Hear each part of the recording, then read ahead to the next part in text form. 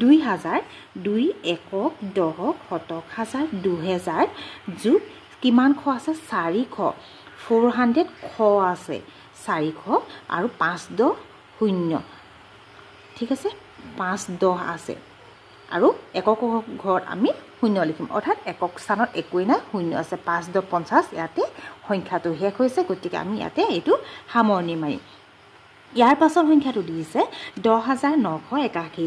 10981 এই সংখ্যাটো দিয়া হৈছে এই সংখ্যাটো যদি আমি কমা বহাব লগা হয় তেতিয়া হ'ব 1 10 খ হাজাৰ খ আৰু হাজাৰৰ ঘৰৰ মাজত আমাৰ ইয়াতে হ'ব কমাটো আৰু ইয়াক যদি ভাঙিব লগা হয় প্ৰথমতে হ'ব 10000 10 লিখিম পিছফালে তিনটা সংখ্যা আছে গতিকে একেবাৰে সহজতে আমি পিছফালে তিনটা শূন্য দিম তাৰ পাছত আমাৰ 10000 হৈ গ'ল 9 ঘৰলৈ যাম 9 লিখিম দুটা সংখ্যা আছে 900 কৰিম